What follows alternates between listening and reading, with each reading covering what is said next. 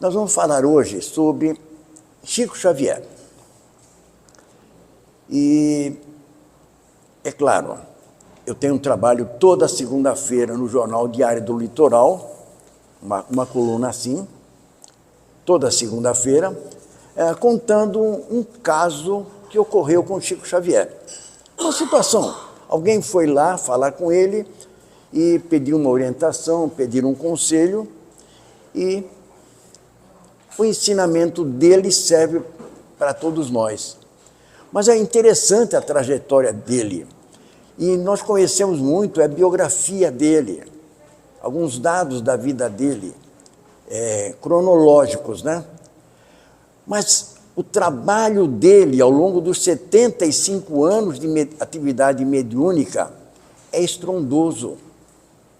São 75 anos de atividade mediúnica, ininterruptamente, salvo momentos que ele ficou doente. Mas voltando um pouco no tempo, nós vamos encontrar, vejamos, ele com 4 anos de idade, deu um susto nos pais. No caso de um aborto que houve na vizinhança, olha só o que ele falou para os pais. O senhor, naturalmente, não está informado sobre o caso. O que houve foi um problema de nidação inadequada do ovo, de modo que a criança adquiriu posição ectópica. Vocês entenderam? O pai dele também não entendeu. Pois é, isso aos 4 anos de idade. A mãe dele veio a desencarnar em 1915 e ele, com 5 anos de idade, né, continuava conversando com a mãe. Via a mãe e conversava com ela. Mas esse detalhe aqui é interessante. Em 1922, no centenário da independência do Brasil, o governo de Minas Gerais promoveu um concurso literário nas escolas. Era a independência do Brasil. E o Chico começou a escrever na sala de aula, mas ele estava incomodado, que tinha um homem na sala de aula do lado dele ditando o que ele deveria escrever. E ele falou para a professora. E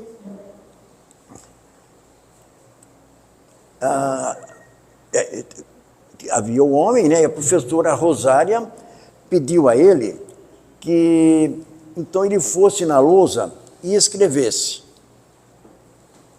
E o homem permaneceu do lado dele. E sugeriu que um dos colegas se desse um tema, e foi o grão de areia. Vejamos o que saiu. Meus filhos, ninguém escarnece da criação. O grão de areia é quase nada, mas parece uma estrela pequenina refletindo o sol de Deus. Para quem tinha 10 anos de idade, 12 anos de idade, escrever esse texto. Isso, coisas rápidas. Avançando no tempo, em 1927, a irmã dele, Maria, tem um problema espiritual, um problema obsessivo, e vão a Maquiné, com a dona Carmen Perácio. Acontece que o Chico senta na mesa e ela pede a ele que comece a escrever. E ele escreve uma mensagem com 17 páginas, assinado um amigo. Mas a dona Carmen, nesse dia, viu uma chuva de livros sobre a cabeça dele. E ela não entendeu nada, logicamente, né? Aí nós vamos situar o Chico assim, dos 4 anos, como nós vimos ali, até os 17, ele via e falava com a sua mãe. Dos 17 aos 21, a partir daquele dia lá em Maquiné, ele começou a psicografar muitas mensagens. Muitas mensagens. E é quando, então, em 1931, Chico, com 21 anos, conversa pela primeira vez com Emmanuel. Aquilo que vocês já escutaram, que Emmanuel pediu a ele disciplina, disciplina, disciplina, e o Chico tão bem exemplificou essa disciplina. Aqui, desculpe a nossa falha, há uma inversão de tela, mas a gente conserta. Nesse período de 1927 a 31, Chico recebia muitas mensagens, escrevia. E ele ia publicando um livro, fazia o livro manual, e dava de presente para as pessoas. E acabou sendo publicado o primeiro livro.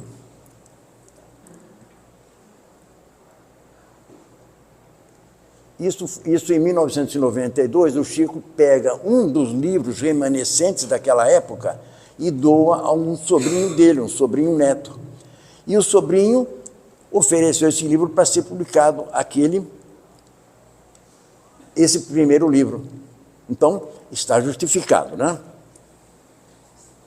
Em 1932, já sob a supervisão de Emmanuel, é publicado o Parnaso de Além Túmulo, que todos sabem. Vocês já sabem, primeiro livro do Chico, Parnaso de Além Túmulo. Aquele outro lá é apenas para ilustrar a mediunidade dele. Olha a capa do primeiro livro, como era naquela época. Vejamos ali. Esse primeiro livro, 259 poemas de renomados autores desencarnados, brasileiros e portugueses. Olha, Castro Alves, Augusto dos Anjos, Casimiro de Abreu e tantos outros. Na década de 30, ainda na década de 30, veja só, tudo começou depois que Emmanuel apareceu para ele em 1931. Olha só, há 2000 anos, 50 anos depois, esse livro há 2000 anos, quem estiver estudando História Geral na escola, lê há 2000 anos, que é uma verdadeira aula de história de Roma. Rui, você lembra do nosso professor Otilvo Ferreira, né? Certa vez nós estávamos na livraria Pingo de Luz e ele havia comprado um livro de direito financeiro, que era a área dele, pagou uma importância altíssima pelo livro, um livro técnico. E ele perguntou para o Alberto quanto custava o livro há 2000 anos. Aí falou, vocês veem, este livro aqui eu paguei tanto, um livro técnico. Um livro de história geral custa X. É o livro há 2000 anos. Isso publicado na década de 30. Tá, os 50 anos depois, olha, Ave Cristo, Paulo Estevão, todos já leram, Renúncia, muitos já leram. A Caminho da Luz, falando sobre a trajetória da humanidade. Emmanuel contando para nós. Agora, Henrique, agora que eu pego todos vocês. Alguém assistiu o programa Pinga Fogo? Ninguém é da nossa geração. Eu assisti, não na TV, assisti depois.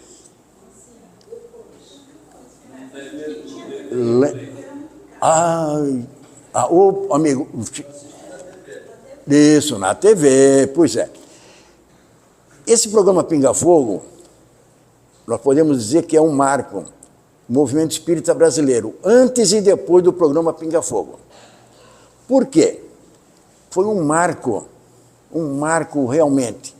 E a TV Tupi proporcionou tudo isso. O programa Pinga Fogo estava caindo de audiência. E a produção se reuniu.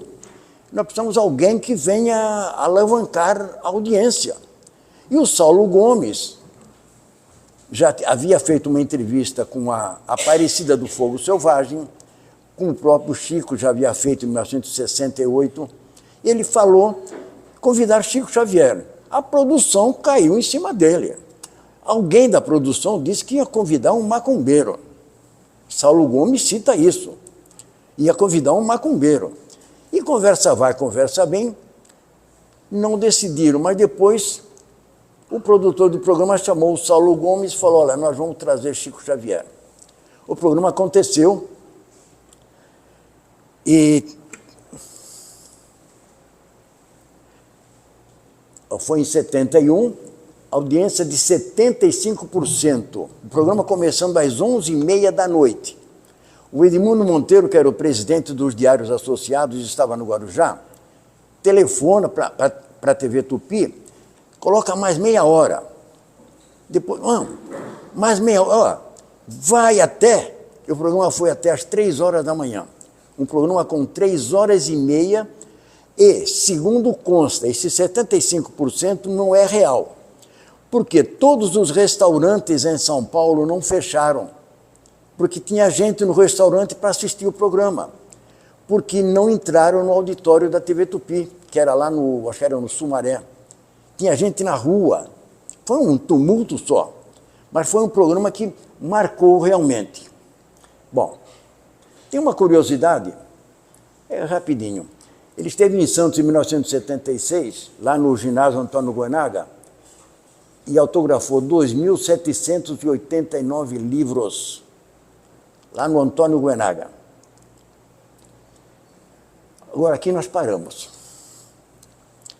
Em 1974, esse jovem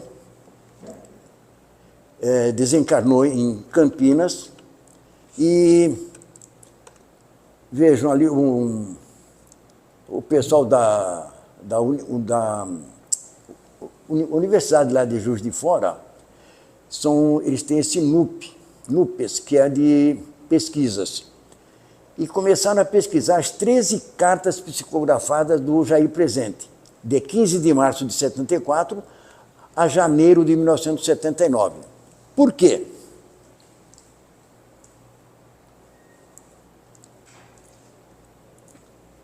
Isso.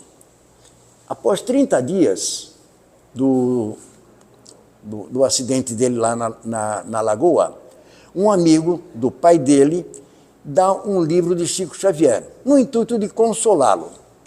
Aquele negócio, são amigos, dá o livro e pensando em ajudá-lo a superar a dor. 10 dias após receber esse livro, ele pega a mulher e a filha e vão para Uberaba encontrar com o Chico. Vejamos bem o grau de mediunidade de Chico Xavier. Eles chegam a Uberaba, a irmã dele, era uma sexta-feira, a irmã se posiciona na fila para falar com o Chico e apenas disse a ele que havia perdido seu irmão e que seus pais estavam desolados e gostariam de receber alguma notícia dele ou até mesmo uma carta. A irmã dele falou para o Chico. Não se identificou, não falou nada. A irmã vai se sentar com os pais. Após ler a primeira psicografia da noite, o Chico chama os familiares de Jair Presente. Olha só. Aí, a carta. Meu pai, minha mãe, minha querida Sueli. Ela não se apresentou como Sueli para o Chico. Meu irmão. Ela não falou que era Sueli. E na carta o Jair cita a presença de Elvira, uma tia dele, que era tia da mãe dele. E a mãe não sabia que a tia havia desencarnado. E a Elvira estava do lado do Jair. Bom, ao longo dessas cartas, vejamos só, 99 itens, vejam, são 13 cartas. No melhor estilo da sua perna, que era o luxemburguês. Isso, o Chico. As traduções para mais de 30 idiomas, dos mais diversos. Bom, tem psicografava em inglês, ao contrário. Olha lá, my dear. Eu só sei que está escrito my dear. Essa situação aqui, dentre muitas que o Chico resolveu no tribunal, através da psicografia. Vários juízes acataram a psicografia. Esse caso aqui foi em Goiânia. 2 amigos brincando com uma arma, disparou. Se você vê a psicografia, mais ou menos aqui,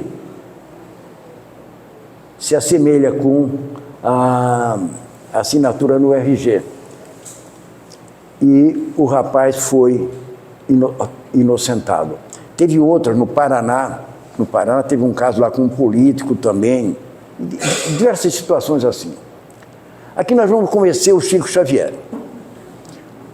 Agora sim, nós vamos conhecer o verdadeiro Chico.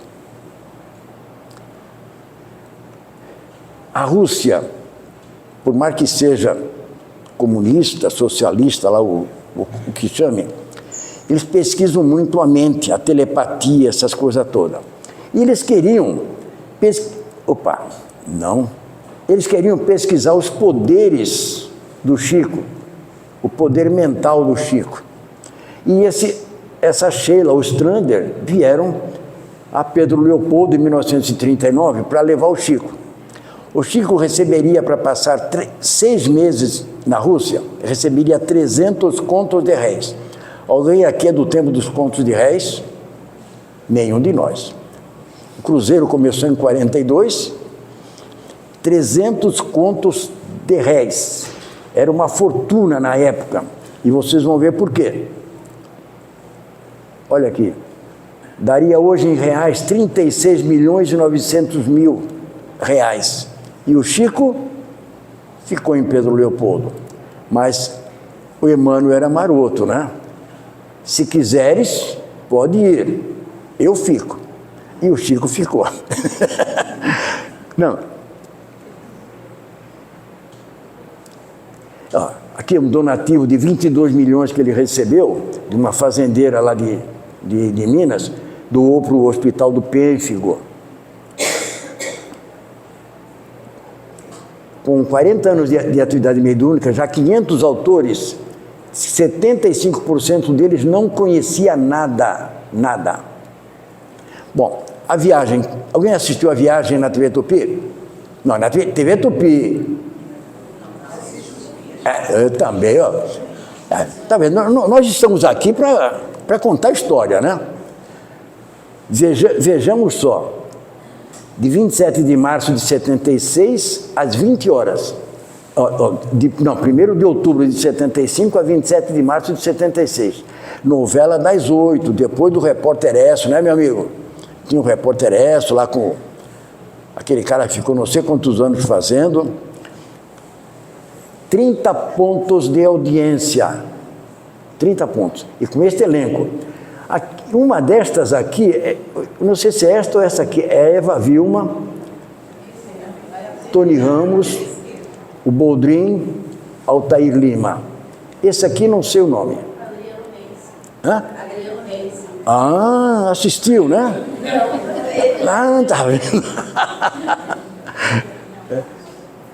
Bom, aí foi a autora, né, Ivani Ribeiro, com a supervisão do Herculano Pires e a supervisão geral do Carlos Zara. Mas, em 94, aí já da nossa geração, todo mundo assiste, tá vendo? Todos nós assistimos, né? Mas há um detalhe muito interessante nisso aí. Foi ao ar pela Rede Globo, de abril a 21 de outubro, com 167 capítulos. Porém, olha lá, às 19 horas, na década de 90, nenhuma novela atingiu um patamar de 50% de audiência. E a viagem deu 52 pontos, mantendo uma média de 60 milhões de lares assistindo a novela. Sem contar, o Vale a Pena Ver de Novo, já passou não sei quantas vezes, no canal Viva, também já diversas vezes. Aqui é o do prêmio Nobel, que ele foi indicado. Agora aqui agora eu faço o comercial. Alguém assistiu o espetáculo Além da Vida no teatro? Acho que já passou algum tempo atrás. Chico, certa vez, falou para o Vanucci, ainda dá, falou para o Vanucci para levar a doutrina espírita para o teatro. Aí o Vanucci juntou com o Paulo Figueiredo, lembro do Paulo Figueiredo, Otávio Augusto, e se reuniram com o Divaldo e trocaram umas ideias. E saiu o espetáculo Além da Vida. Está aí o elenco. O primeiro elenco em 83. Isso aqui foi apresentado em Santos em 89. Aqui está o Renato Prieto, Joana Fon, Lúcio Mauro, esse aqui é um ator global, Felipe Carone, esse é o Carlos Valente, é produtor aqui de Santos, e a Rosana Pena. Vocês conhecem esse ator da Globo aqui? Hã? De bigode?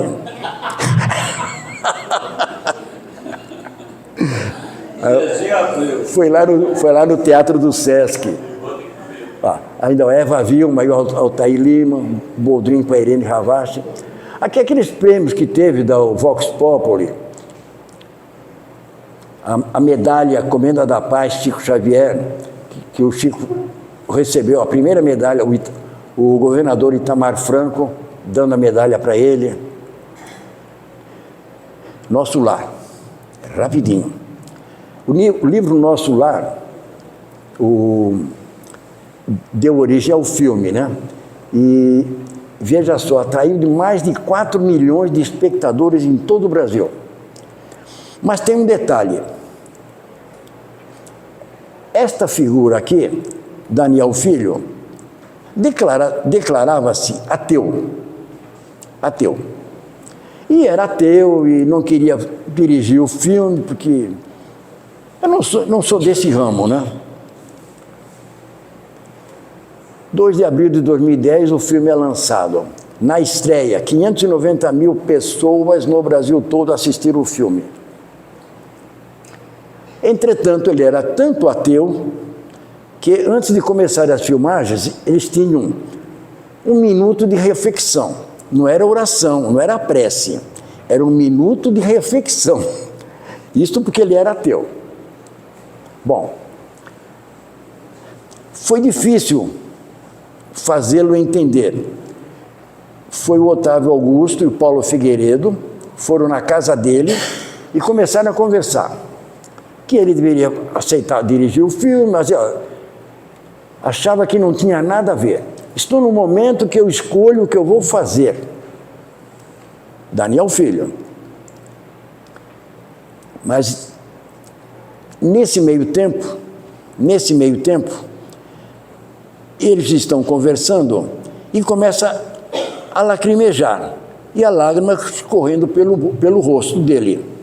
E a esposa dele, Daniel, o que foi? Não, tal, é um cisco, né? É um cisco. Ele foi lá, lavou o rosto, enxugou e a lágrima continuou. Até que a esposa, como sempre a mulher, né, mais sensível, deu uma cutucada nele sobre Augusto César Vanucci. Aí ele parou um pouco para pensar. Porque o Vanucci vivia em Uberaba com o Chico, era declaradamente espírita, e ele, em homenagem a, como ele diz ali, eu sinto que não fui eu que escolhi, fui escolhido. E ele diz que a mensagem de Chico Xavier é permanente, não são ensinamentos religiosos, mas sim de vida. Opinou o ateu Daniel Filho, que assumiu o trabalho em honra ao amigo espírita. O brasileiro também, todos assistiram na TV Tupi, radionovelas tem aos montes por aí. Essa aqui já vamos encerrando, Rui.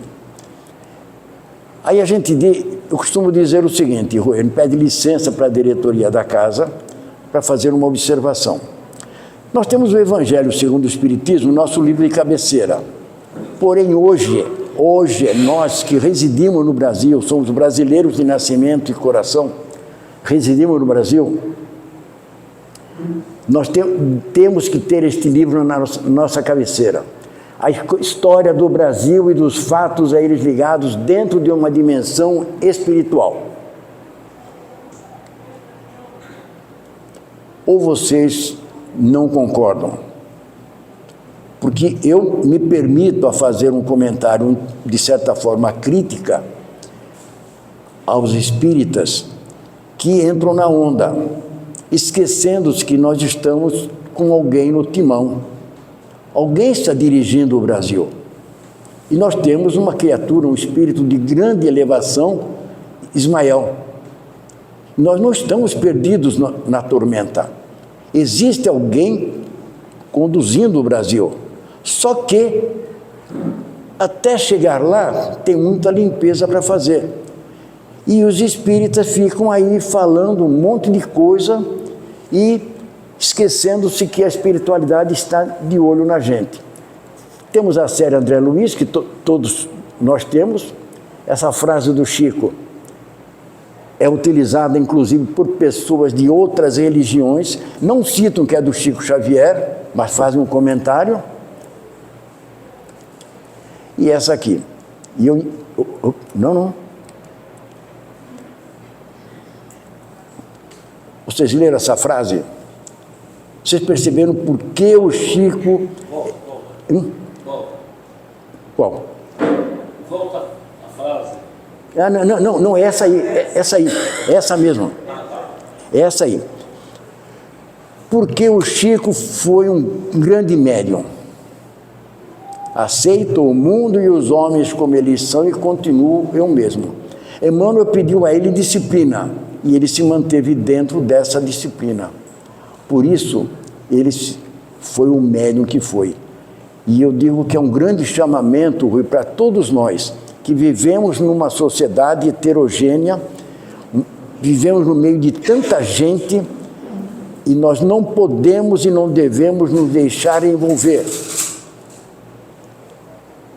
Aceito o mundo e os homens como eles são e continuo eu mesma.